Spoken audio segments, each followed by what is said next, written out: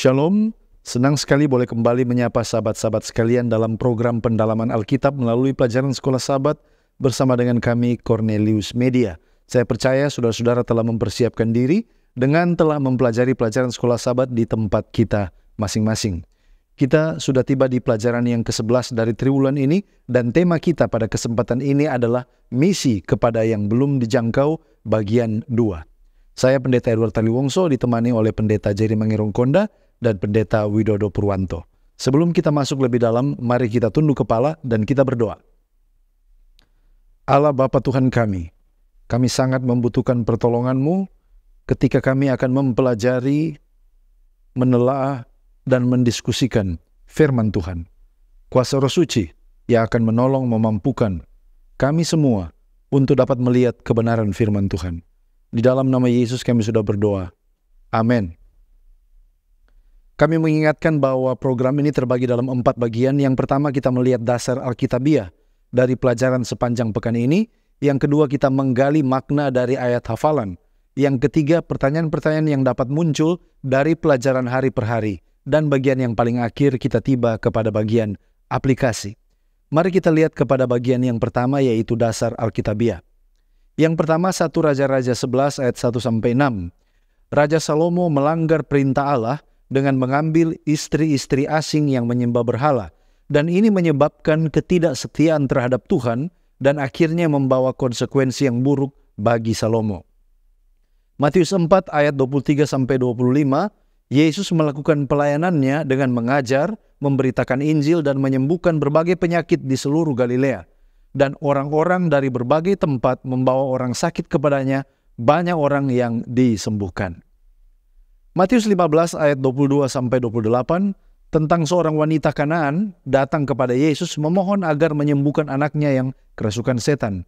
Meskipun awalnya tampaknya Yesus ini enggan, tetapi Yesus akhirnya memuji iman wanita itu dan menyembuhkan anaknya karena imannya yang besar itu. Markus 7 ayat 24-30 tentang seorang wanita Yunani datang kepada Yesus memohon agar menyembuhkan putrinya yang kerasukan setan. Meskipun bukan dari bangsa Israel, tapi Yesus mengakui iman dan ketekunan wanita itu. Kisah Para Rasul 10 ayat 34-35. Petrus menyadari bahwa Allah tidak memandang muka orang atau wajah tertentu. Setiap orang yang takut akan Dia dari bangsa mana saja yang berbuat adil diterima olehnya tanpa memandang perbedaan suku ataupun ras. Di dalam Matius 8 ayat 10-13, Yesus memuji iman seorang perwira Roma yang memohon agar hambanya disembuhkan. Nah, meskipun dia bukan bagian dari bangsa Israel, Yesus menyembuhkan hamba itu dan menegaskan bahwa banyak orang dari berbagai bangsa pada akhirnya nanti akan masuk ke dalam kerajaan sorga. Sekarang mari kita lihat pengertian judul, misi kepada yang belum terjangkau. Di dalam konteks pelajaran ke-11, siapa yang dimaksud dengan belum terjangkau ini? Nah, kita sudah pelajari pada waktu pelajaran yang lalu bahwa di zaman perjanjian lama, di zaman orang Israel, mereka ini adalah orang-orang Kanaan, orang Het, orang Amori, orang Feris, orang Hewi, orang Yebus. Di zaman perjanjian baru, di zaman Yesus, adalah orang-orang non-Yahudi dan mereka yang tinggal di Sidon, Tirus, dan dari latar belakang Helenistik lainnya. Sementara bagi kita sekarang ini, konteks pelajaran Sekolah Sabat adalah jumlah orang banyak yang ada di kota-kota besar yang belum dijamah, belum mendapatkan pengetahuan yang benar tentang Injil keselamatan dari Yesus Kristus. Selanjutnya di pelajaran Sekolah Sabat kita juga disebutkan tentang orang kafir. Apa pengertian kata kafir? Siapa mereka? Nah, kita juga pelajari bagaimana di Galati 2 ayat 14, mereka yang sifatnya tidak bersesuaian dengan Injil juga itu bisa dikategorikan orang kafir. Teguran dari Rasul Paulus kepada Kefas. Maka mari kita lihat apa pengertian kafir dari konteks Alkitab ini. Menurut bahasa Indonesia, Kamus Besar Bahasa Indonesia, kafir artinya orang yang tidak percaya kepada Allah dan kepada Rasulnya. Sementara bahasa asli Alkitab Perjanjian Lama, satu kali disebutkan kata kafir itu terdapat di Bilangan 23 ayat 9. Sementara di Perjanjian Baru ada 2 kali dan ada 2 kata yang berbeda yang digunakan. Kata kafir muncul di Matius 5 ayat 22, di sana menggunakan kata moros yang artinya bodoh, tanpa pengetahuan, tumpul atau hambar. Dan ini kontras dengan orang Kristen yang diminta Yesus untuk menjadi garam. Sementara kata kafir yang kedua yang muncul di Perjanjian Baru di Galati 2 ayat 14 yang mengambil kata dari bahasa Yunani ethnos yang artinya bangsa-bangsa lain yang bukan Yahudi. Jadi pengertian kafir menurut Alkitab sebenarnya adalah orang yang belum memiliki pengetahuan akan kebenaran, itu sebabnya bodoh, pengetahuan akan keselamatan di dalam Yesus Kristus. Dan yang kedua, di dalam konteks orang Yahudi di abad pertama adalah mereka yang berasal dari bangsa-bangsa yang bukan Yahudi. Siapakah yang ditugaskan untuk membawa misi ini? Kalau kita baca pelajaran sekolah Sabat, maka gereja dan seluruh anggota dipanggil sebenarnya untuk memberi perhatian kepada kota-kota besar. Ellen White di dalam Selected Messages volume 2 halaman 404 yang saya kutip dari Journal of Adventist Mission Studies volume 11 tahun 2015 mengatakan, Kristus membuka hati dan pikiran banyak orang di kota-kota besar kita. Kota-kota besar dan kecil, tempat-tempat yang dekat dan jauh harus dikerjakan dan dikerjakan dengan cerdas. Jangan pernah mundur. Tuhan akan memberikan kesan yang tepat pada hati jika kita mau bekerja serempak dengan Roh Kudus Tuhan. Jadi semua kita, gereja terpanggil untuk menginjil, membawakan misi ke kota-kota besar. Mengapa di dalam konteks pelajaran sekolah Sabat, kalau kita baca, ada seorang perempuan yang dari daerah yang sebenarnya belum dijangkau, dia datang sendiri kepada Yesus dan dia mendemonstrasikan imannya kepada Yesus. Pelajaran apa yang bisa kita ambil dari kebenaran ini? Nah, sebenarnya ini adalah cara Yesus untuk menunjukkan kepada murid-muridnya bahwa orang-orang yang selama ini dianggap oleh orang Yahudi sebagai orang kafir, orang luar, dan tidak berpengharapan adalah juga orang-orang yang membutuhkan keselamatan. Dan perempuan ini adalah bukti bahwa ada juga orang di luar bangsa Yahudi yang membutuhkan keselamatan.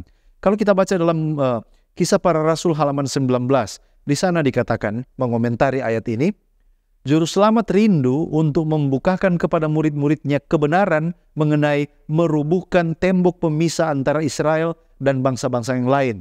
Kebenaran bahwa orang-orang bukan Yahudi dengan orang Yahudi turut menjadi ahli waris dan anggota-anggota tubuh dan peserta dalam janji yang diberikan di dalam Kristus Yesus. Efesus 2 ayat 14 dan Efesus 3 ayatnya yang ke-6. Puji Tuhan, terima kasih pendeta. Saudara-saudaraku umat Tuhan yang diberkati, sekarang kita tiba pada ayat hafalan atau ayat inti pelajaran sekolah Sabat yang terdapat dalam Matius 15 ayat 28. Maka Yesus menjawab dan berkata kepadanya, Hai ibu, besar imanmu, maka jadilah kepadamu seperti yang kau kehendaki. Dan seketika itu juga anaknya sembuh. Saudara-saudara, setelah kita melihat ayat hafalan ini, maka ada beberapa pertanyaan yang timbul dari teks ini. Yang pertama adalah, apa kisah yang melatar belakangi teks ini? Yang kedua, apa pengertian ayat ini dalam hal siapa ibu yang disebutkan di ayat itu? Dari mana asalnya dan apa keperluannya? Lalu bagaimana sampai wanita itu boleh mengenal dan bertemu dengan Yesus? Lalu apa pengertian besar imanmu dan apa implikasinya untuk kita dewasa ini? Nah, saudara-saudara, mari kita lihat latar belakang dari teks ini. Teks Matius 15 ayat 28 adalah jawaban Yesus dari narasi yang didasarkan pada Matius pasal 15 ayat 21 sampai 28 yang mengangkat kisah tentang perempuan Kanaan yang bermohon kepada Yesus untuk menyembuhkan anaknya yang dirasuk setan.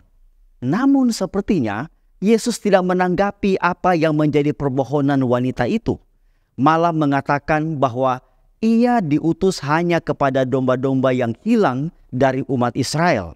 Ditambah lagi, murid-murid meminta agar wanita ini disuruh pergi karena menimbulkan keributan. Namun, wanita itu tidak mau menyerah. Ia terus meminta agar Yesus menolongnya. sembari berlutut dan menyembah Yesus. Namun Yesus berkata, tidak patut mengambil roti yang disediakan bagi anak-anak dan melemparkannya kepada anjing. Ini adalah diksi yang harusnya membuat wanita itu menyerah dan pergi. Namun gantinya pergi, wanita itu balik berkata, benar Tuhan. Namun anjing itu makan dari remah-remah yang jatuh dari meja tuannya. Artinya makanan itu sudah tidak layak karena sudah jatuh dari meja makan. Dan tinggal remah-remahnya. Kalau saja itu kita umpamakan ikan, itu tinggal tulang-tulang. Tentunya tidak dimakan selain dibuang. Melihat sikap wanita yang pantang menyerah, walaupun diperhadapkan dengan sikap dingin bahkan penolakan, namun ia tidak putus asa. Ia tetap bermohon kepada Yesus. Maka Yesus pun berkata, hai ibu, besar imanmu. Maka jadilah kepadamu seperti yang kau inginkan. Dan seketika itu juga anaknya sembuh. Nah, saudara-saudara, dari cerita ini kita temukan iman wanita yang sungguh mengagumkan. Nah, agar lebih komprehensif, mari kita lihat identitas wanita tersebut. Nah, saudara-saudara, Matius informasikan bahwa Yesus menyingkir ke daerah Tirus dan Sidon.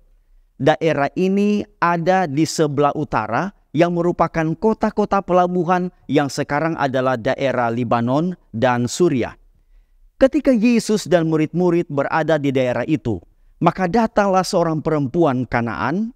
Nah, Matius menggunakan istilah Kanaan yang menggambarkan orang-orang kafir atau orang-orang berdosa dengan merujuk dari orang-orang Kanaan yang ditaklukkan oleh Yosua saat penaklukan tanah Kanaan. Dan ini didasarkan pada The American Commentary Volume 22 halaman 242. Nah, sekarang mari kita lihat apa komentar Ellen G. White menyangkut cerita ini. Ellen G. White sebutkan di dalam Kerinduan Segala Zaman jilid 1 halaman 399.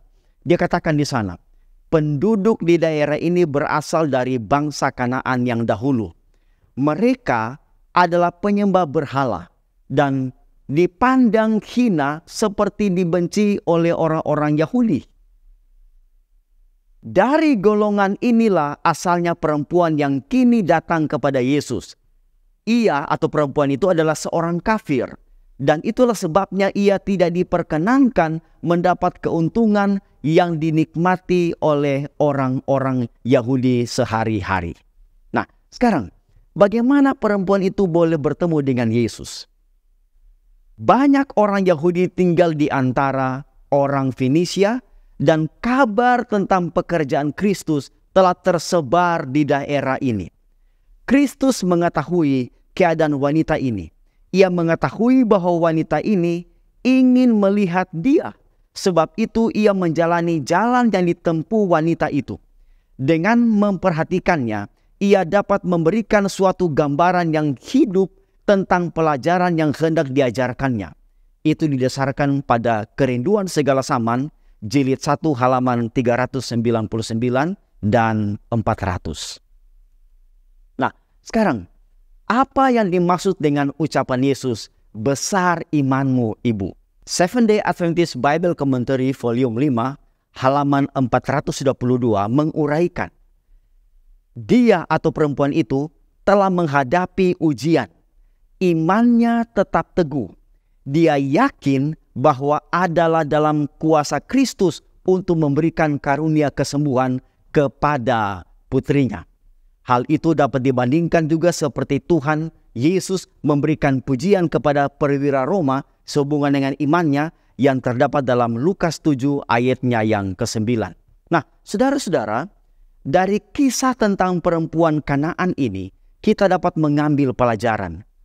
Untuk memenuhi harapan kita, iman adalah kuncinya. Namun iman menjadi kuat dan kokoh bila dipoles dengan ujian berupa tantangan, kesulitan, kepahitan, bahkan kehilangan sesuatu. Tetapi ketahuilah, iman yang murni akan melewati dapur api pemurnian. Hal itu juga didasarkan dalam Ibrani pasal 11 ayat yang pertama disebutkan, iman adalah dasar dari segala sesuatu yang kita harapkan dan bukti dari segala sesuatu yang tidak kita lihat. Ya, dari pembahasan ayat inti kita berpindah kepada pokok penting lain dari pembahasan kita, yaitu misi kepada wilayah seberang. Nah, dalam konteks pelajaran sekolah sahabat, apa yang dimaksud wilayah seberang dan di mana wilayah tersebut pada zaman Perjanjian Lama, zaman Perjanjian Baru dan Yesus, serta zaman sekarang?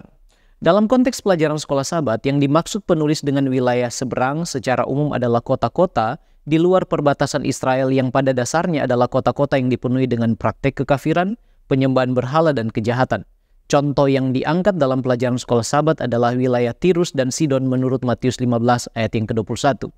Tirus dan Sidon adalah dua kota berdekatan yang terletak di bagian luar perbatasan utara Israel.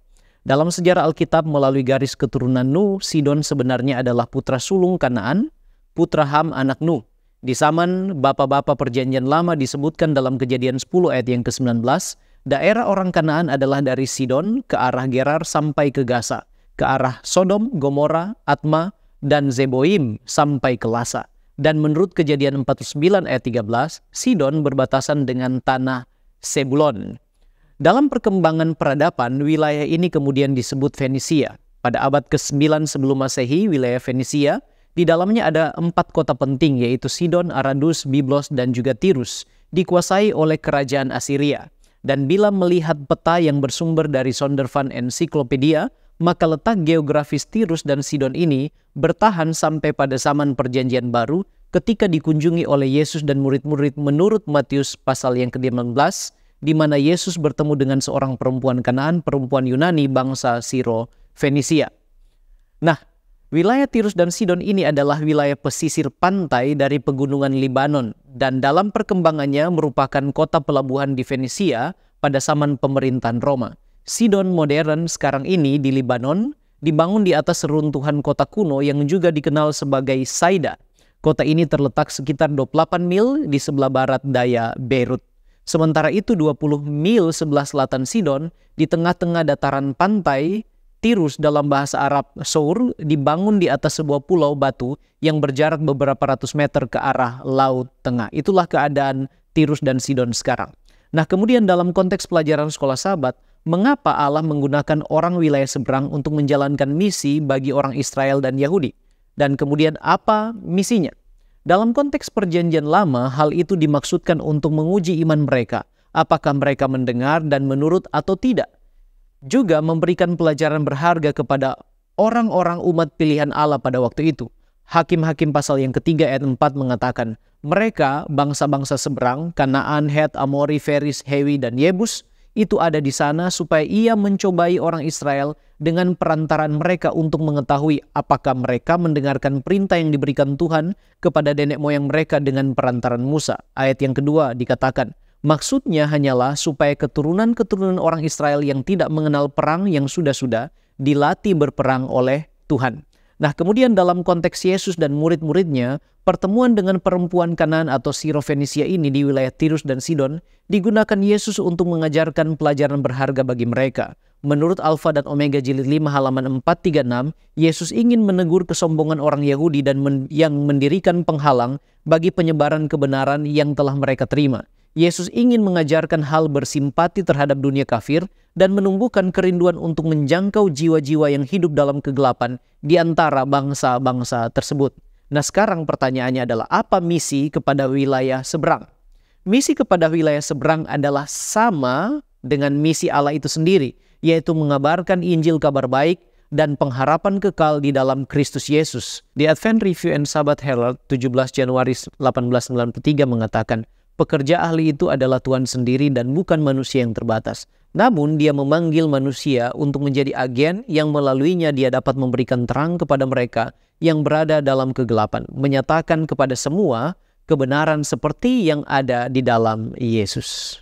Baik, terima kasih pendeta. Sekarang kita melihat tentang frase menjangkau orang banyak. Siapa yang dimaksud orang banyak di dalam konteks ini?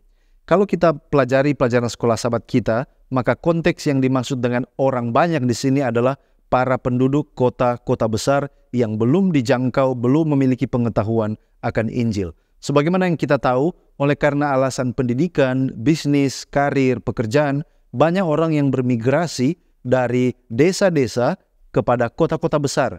Dan banyak di antara mereka yang membutuhkan pengetahuan akan keselamatan. Oleh karena itu kita perlu mempelajari cara untuk menjangkau orang banyak ini. Dan dalam contoh Yesus adalah orang-orang yang di kota. Di zaman Yesus mereka datang berbondong-bondong datang kepada Yesus. Nah pertanyaan, bagaimana metode Yesus menjangkau orang banyak? Dan apa isi daripada pekabaran Yesus itu? Kalau kita baca di dalam Matius 4 ayat 23 sampai 25, di sini kita melihat metode Yesus dalam menjangkau banyak orang melalui 3 kegiatan utama. Yang pertama, dia mengajar. Yesus mengajar di dalam rumah-rumah ibadah Yahudi yang disebut sinagog. Dia menyampaikan ajaran-ajaran tentang kerajaan Allah dan dia menguraikan prinsip-prinsip Injil kepada orang yang banyak berkumpul di sana. Tidak jarang juga Yesus menggunakan rumah, bahkan juga di alam dia menggunakan banyak kesempatan untuk mengajar. Yang kedua, Yesus memberitakan Injil. Selain mengajar, Yesus juga aktif memberitakan kabar baik atau Injil Kerajaan Allah. Dan dia menyampaikan pesan tentang pertobatan, tentang iman, tentang harapan kepada orang banyak. Berita tentang Kerajaan Allah dan tentang anugerah keselamatan dia sampaikan dengan berkhotbah. Dan yang ketiga kegiatan Yesus adalah menyembuhkan berbagai penyakit dan berbagai-bagai penderitaan. Dan ini adalah aspek yang sangat menonjol dari pelayanan Yesus adalah penyembuhan kepada orang sakit, pembebasan dari berbagai penyakit dan penderitaan. Nah, dari kombinasi pengajaran, pemberitaan Injil, dan tindakan penyembuhan, di sini kita lihat bahwa pelayanan Yesus adalah pelayanan secara holistik, menjangkau orang banyak, dan pendekatan Yesus ini mencerminkan perhatiannya terhadap kebutuhan rohani, dan pada saat yang sama juga kebutuhan fisik orang-orang yang menerima pelayanannya. Lalu pertanyaan, apa isi daripada pekabaran Yesus ketika dia melaksanakan misi? Matius 4 ayat 17 mengatakan, sejak waktu itulah Yesus memberitakan, bertobatlah sebab kerajaan sorga sudah dekat. Jadi inti pekabaran Yesus adalah tentang pertobatan, inti pekabaran Yesus adalah tentang segeranya kedatangan kerajaan Allah. Bagaimana kita bisa belajar tentang menjangkau orang banyak? Bagaimana dengan kita di zaman sekarang? Apakah KKR atau public evangelism itu satu-satunya cara bagi kita untuk menjangkau orang banyak? Gereja Maseaten hari ke-7 percaya bahwa public evangelism atau KKR adalah sebenarnya bagian terakhir dari sebuah siklus untuk melaksanakan misi. Dengan menggunakan analogi dunia agrikultur, maka sebenarnya siklus untuk penginjilan itu adalah sebagai berikut. Yang pertama adalah preparation atau persiapan tanah. Ini adalah memenangkan kepercayaan, melakukan community service, menjangkau masyarakat, memenuhi kebutuhan mereka. Bagian yang kedua adalah untuk planting the seed atau menanam bibit-bibit kebenaran. Disinilah tempat di mana kita membagikan buku rohani, membagikan pesan singkat, WA atau traktat, atau juga berbicara tentang hal-hal rohani secara lisan. Bagian yang ketiga adalah cultivate atau menumbuh kembangkan bibit kebenaran yang sudah ditabur pada fase sebelumnya. Di sini artinya kita mulai melaksanakan belajar Alkitab secara intensif. Lalu sesudah itu kita tiba di bagian yang keempat, yaitu harvest atau penuaian keputusan. Disinilah tempat sebenarnya dari KKR atau penuaian atau baptisan itu. Lalu tugas itu tidak berhenti di situ. Yang berikut adalah preserve atau kita memelihara dan melatih. Disinilah tempat bagi pemuritan dan melatih anggota yang baru untuk bersaksi. Bagaimana caranya kita bisa menjangkau orang banyak? Hanya dengan melatih seluruh anggota untuk terlibat, maka kita dapat menjangkau lebih banyak orang. Ellen White dalam Testimonies for the Church jilid 9 halaman 116 mengatakan, pekerjaan Tuhan di dunia ini tidak akan pernah selesai sampai pria dan wanita yang terdiri dari seluruh keanggotaan gereja kita bersatu dalam pekerjaan itu dan menyatukan usaha mereka dengan usaha para pendeta dan para pejabat gereja. Dengan melakukan ini, semakin banyak orang yang terlibat, maka semakin banyak orang yang akan dijangkau, kita akan menjangkau banyak orang baik di kota maupun juga di tempat-tempat yang terpencil. Saudara-saudara, tema pelajaran Sekolah Sabat adalah misi kepada yang belum dijangkau bagian kedua. Nah, ada dua tempat yang disebutkan oleh penulis, yaitu Tirus dan Sidon. Secara demografi, di mana letak Tirus dan Sidon, serta apa kepercayaan mereka, dan apa implementasi kontemporer dalam konteks penginjilan di kota-kota dewasa ini. Nah, mari kita lihat. Barnes menyaksikan Tirus dan Sidon adalah kota-kota yang ada di daerah pesisir Laut Tengah. Ellen G. White saksikan juga di dalam Kerinduan Segala Zaman jilid 1 halaman 399 dan 400. Kota-kota Tirus dan Sidon yang terhampar di dataran rendah dengan kuil-kuil kafir, istana-istana yang indah, serta pusat perdagangan dan pelabuhan yang penuh dengan kapal-kapal. Di seberangnya terdapat Laut Tengah yang luas lepas yang harus diarungi oleh utusan-utusan Injil untuk membawa kabar baik ke pusat-pusat kerajaan dunia yang besar.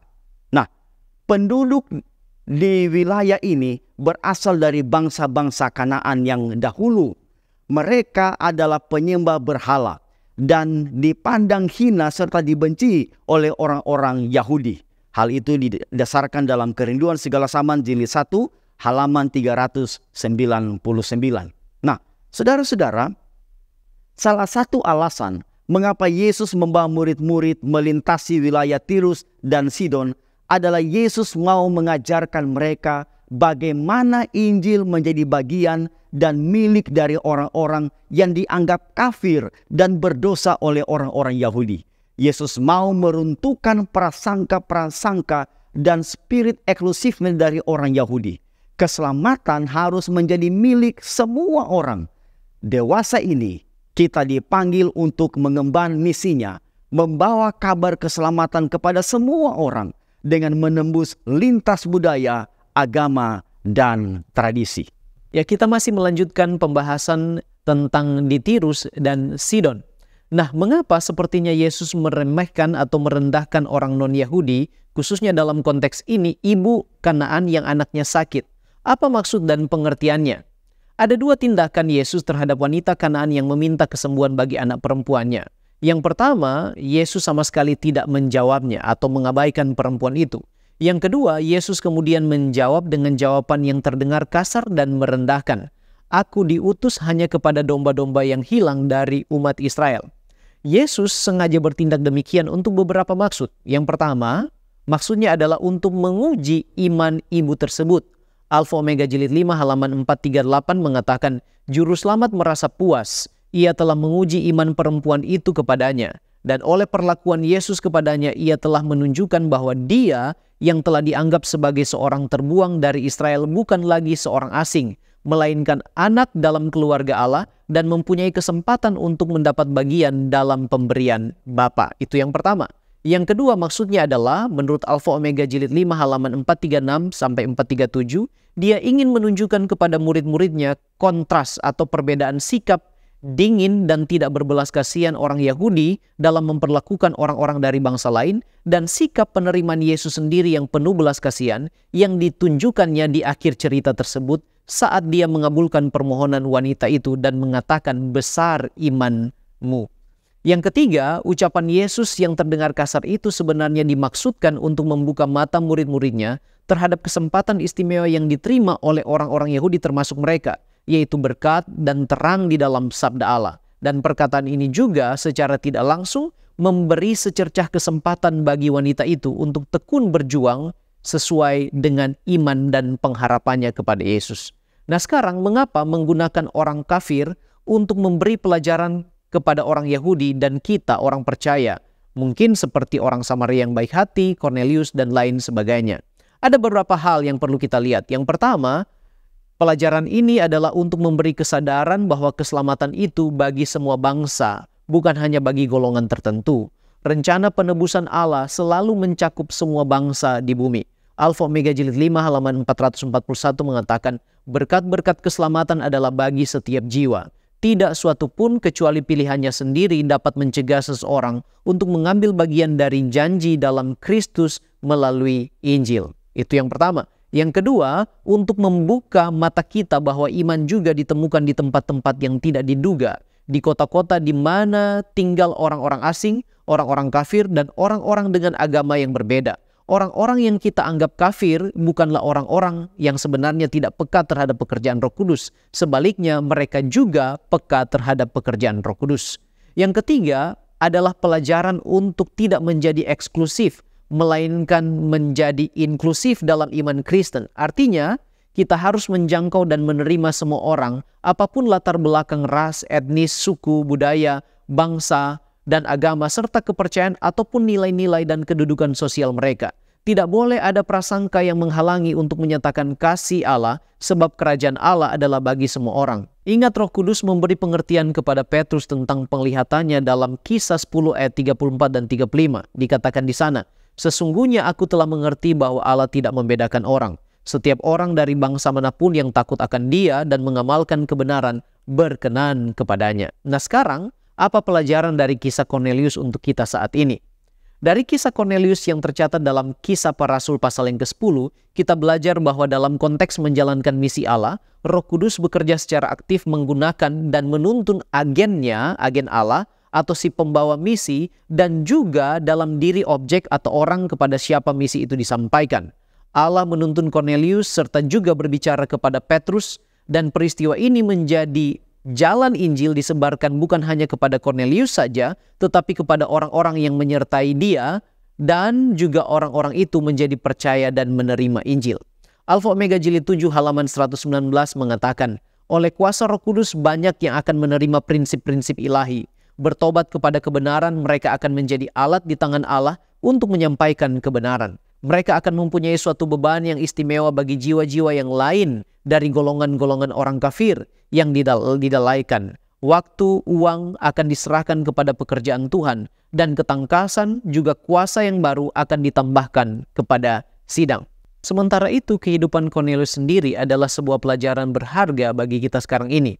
Yang pertama, Cornelius, dia takut akan Tuhan dan saleh. Dan pena inspirasi mengatakan dalam Alfa Omega Jilid 7 halaman 113, Cornelius menyembah Allah, mengakui kuasanya, mencari nasihat Allah dalam segala urusan kehidupan, baik dalam kehidupan rumah tangga maupun tugas-tugas resminya.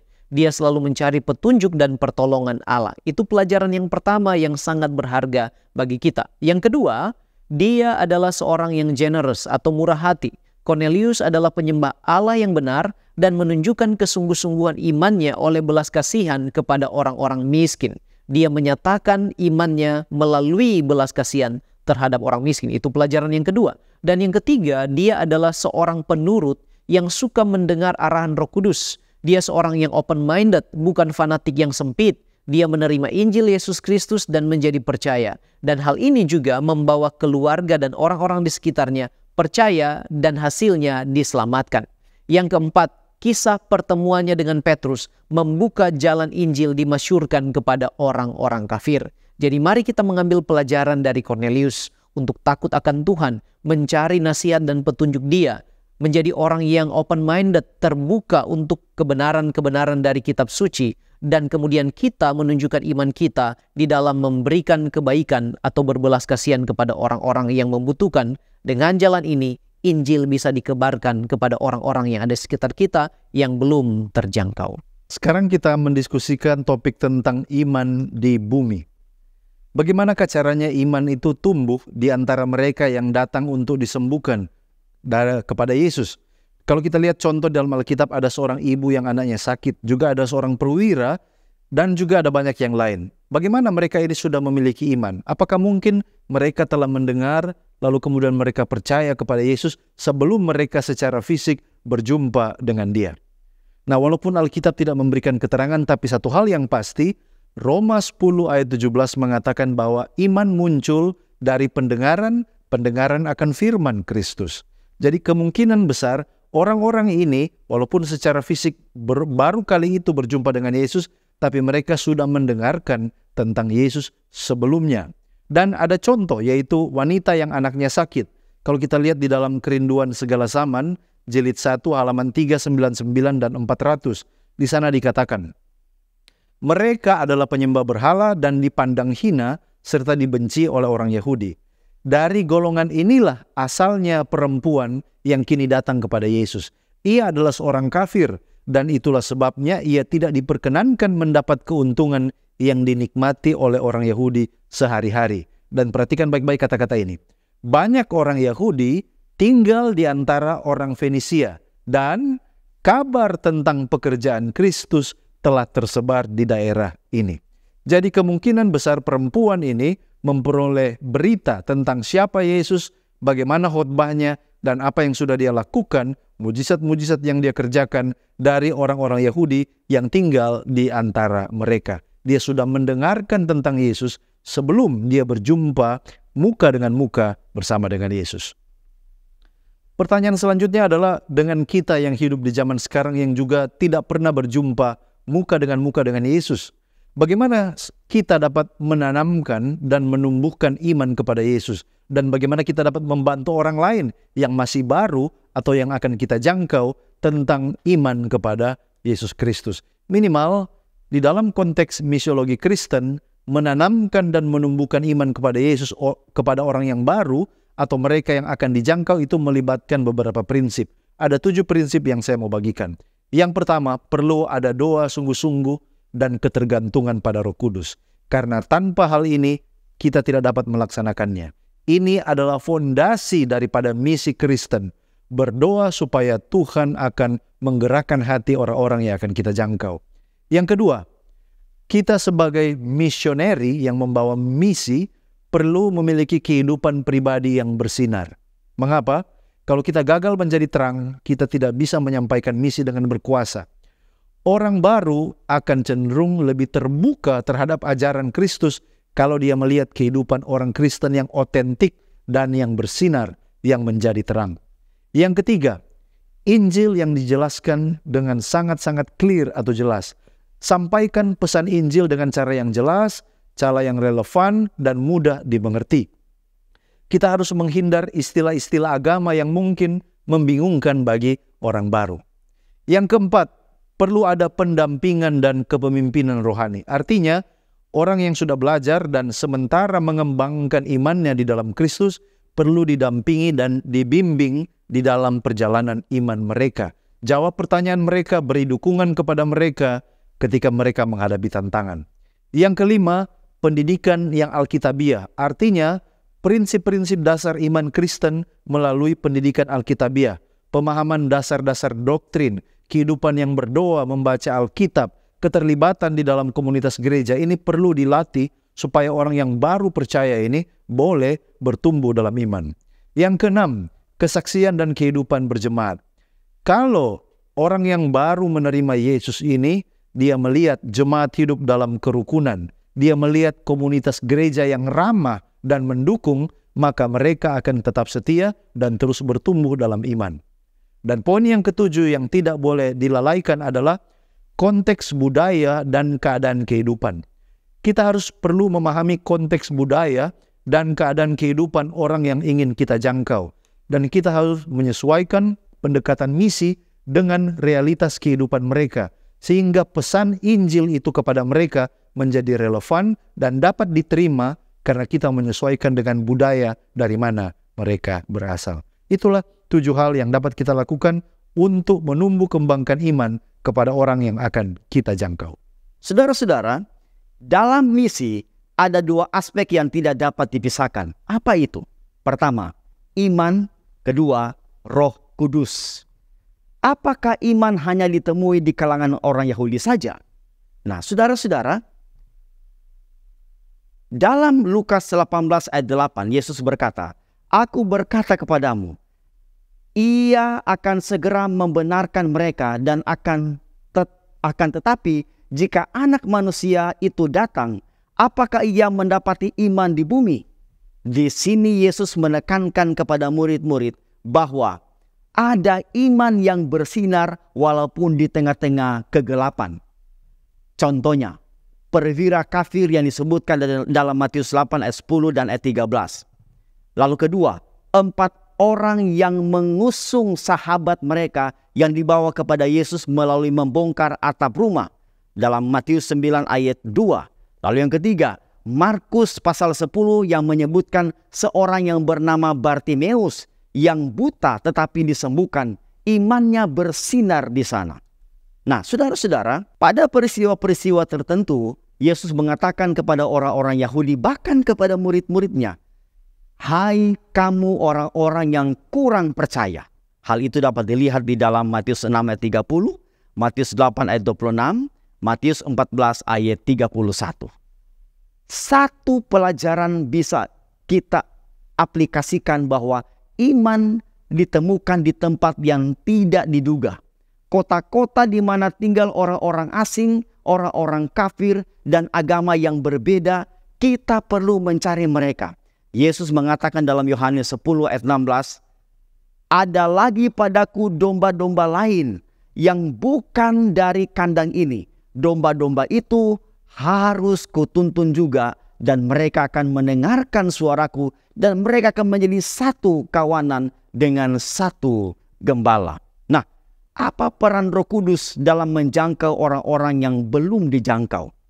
Ellen G. White saksikan dalam buku Membina Kehidupan Abadi, halaman 298, di tengah kekafiran orang yang tidak mengenal hukum Allah, yang belum pernah mendengar nama Kristus, telah menunjukkan kebaikan hati kepada hamba-hambanya, melindungi mereka dengan ancaman bahaya kepada nyawanya sendiri. Perbuatan mereka menunjukkan adanya kuasa ilahi yang bekerja. Roh Kudus telah menanamkan karunia Kristus dalam hati orang yang liar ini, membangkitkan kasih sayangnya yang berlawanan dengan sifatnya. Terang yang sesungguhnya yang menggenapi setiap orang sedang datang ke dalam dunia, bersinar dalam jiwanya. Terang ini, jika diperhatikan, akan menuntun kakinya kepada kerajaan Allah. Saudara-saudara, bagaimana kalau orang itu menolak untuk percaya kepada Yesus? Apa konsekuensinya? Firman Tuhan dalam 2 Petrus 3 ayat 9. Tuhan tidak lalai menepati janjinya. Sekalipun ada orang yang menganggapnya sebagai kelalaian, tetapi ia sabar terhadap kamu. Karena ia menghendaki supaya jangan ada yang binasa, melainkan supaya semua orang berbalik dan bertobat. Dari ayat ini kita dapat melihat bahwa Yesus menginginkan semua orang itu menerima dan percaya kepadanya. Lalu, bagaimana kalau dia tidak percaya dan menolak? Yohanes 3 ayat 16 dikatakan begini, "Karena begitu besar kasih Allah akan dunia ini, sehingga ia telah mengaruniakan anaknya yang tunggal, supaya setiap orang yang percaya kepadanya tidak binasa, melainkan beroleh hidup yang kekal." Ayat ini menekankan bahwa orang yang percaya kepadanya tidak binasa. Sebaliknya, orang yang tidak percaya dan menolak dia, tentunya setelah diberikan kesempatan tetapi terus menolak dan menolak, ia akan menerima akibatnya. Ya, terima kasih pendeta, dan sebagai penutup dan aplikasi dari apa yang kita pelajari bersama, bagaimana supaya kita boleh menjalankan misi untuk mereka yang belum terjangkau.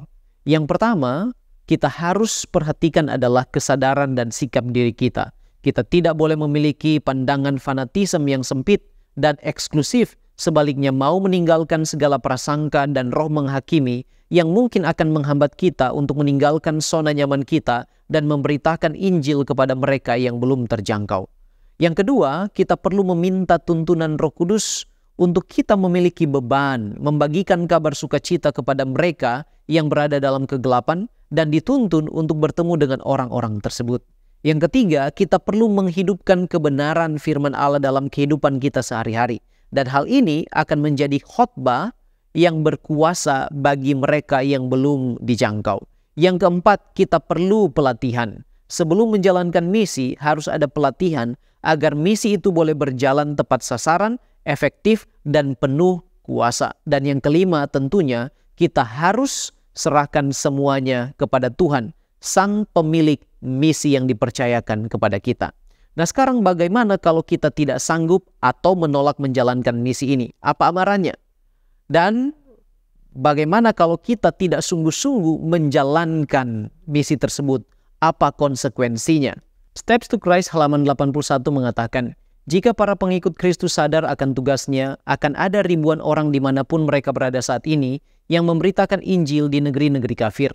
Dan semua orang yang tidak dapat secara pribadi terlibat dalam pekerjaan ini, artinya tidak sanggup, akan tetap boleh mendukungnya dengan sarana, simpati, dan doa-doa mereka. Dan akan ada lebih banyak lagi pekerjaan yang sungguh-sungguh bagi jiwa-jiwa di negara-negara Kristen. Jadi kalaupun ada yang berkerinduan menjalankan misi namun tidak memiliki kesanggupan, maka boleh mendukung menjalankan misi ini dengan sarana, simpati, ataupun doa-doa mereka. Nah sekarang bagaimana amaran bagi mereka yang menolak? Yesus katakan dalam Matius 10 ayat yang ke-8, kamu telah memperolehnya dengan cuma-cuma, karena itu berikanlah dengan cuma-cuma. Ini nasihat bagi kita atau amaran bagi kita.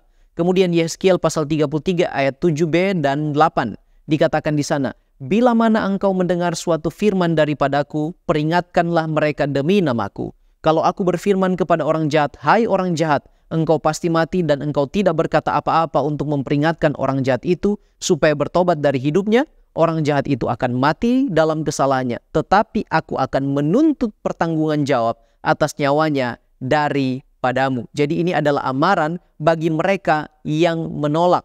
Nah sekarang kemudian bila ada yang dipercayakan Allah kesanggupan untuk menjalankan misi menjangkau yang tidak terjangkau, tetapi tidak melakukannya dengan sungguh-sungguh, firman Tuhan juga memperingatkan dalam Yeremia pasal 48 ayat 10 bagian A, terkutuklah orang yang menjalankan pekerjaan Tuhan dengan lalai. Ini sangat tegas amarannya bagi kita. Sebaliknya, bila kita menjalankan misi dengan sungguh-sungguh, maka sudah pasti mahkota kebenaran tersedia bagi kita. Ini pengalaman Paulus di dalam 2 Timotius pasal 4 ayat 5, 7, dan 8. Dikatakan di sana, tetapi kuasailah dirimu dalam segala hal. Sabarlah menderita, lakukanlah pekerjaan pemberitaan Injil, dan tunaikanlah tugas pelayananmu. Aku telah mengakhiri pertandingan yang baik. Aku telah mencapai garis akhir dan telah memelihara iman. Sekarang telah tersedia bagiku mahkota kehidupan yang akan dikaruniakan kepadaku oleh Tuhan, Hakim yang adil, pada harinya, tetapi bukan hanya kepadaku, melainkan juga kepada semua orang yang merindukan kedatangannya. Bekerja dengan sungguh-sungguh dalam persekutuan dengan Tuhan, maka jerih payah kita tidak akan sia-sia. Kita akan terhitung sebagai hamba-hamba Allah yang setia dan akan mewarisi apa yang dijanjikan, yaitu kehidupan yang kekal. Mari kita berdoa supaya kita boleh menjadi pelayan-pelayan yang menjalankan misi menjangkau yang belum dijangkau itu dengan sungguh-sungguh, sesuai dengan karunia dan kesanggupan yang Tuhan percayakan kepada kita, dan upahnya besar di sorga. Mari kita tunduk kepala dan berdoa. Terpujilah namamu Tuhan Allah kami, yang telah mempercayakan kepada kami panggilan menjalankan misi keselamatan bagi jiwa-jiwa yang hidup di dalam kegelapan. Kami membutuhkan kuasa Roh Kudus-Mu ya Tuhan, untuk peka terhadap beban ini, menjalankan misi ini kepada orang-orang yang belum dijangkau. Kami membutuhkan kuasa Roh Kudus menuntun kami, supaya kami boleh bertemu dengan mereka. Dan kami membutuhkan kuasa-Mu ya Tuhan, supaya dengan cara Tuhan kami boleh menjalankan misi ini. Bapa di sorga, tolonglah kami yang lemah ini dan berdosa, supaya boleh dipakai di tangan Tuhan, membawa misi kabar baik kepada orang-orang yang belum dijangkau, dan kemuliaan hormat bagi namamu, sukacita bagi kami melihat jiwa-jiwa datang kepada Tuhan dan diselamatkan. Ampuni kami dari dosa kami Tuhan, terpujilah Engkau, sebab Engkau telah memberkati kami. Di dalam nama Tuhan Yesus kami sudah berdoa. Amin.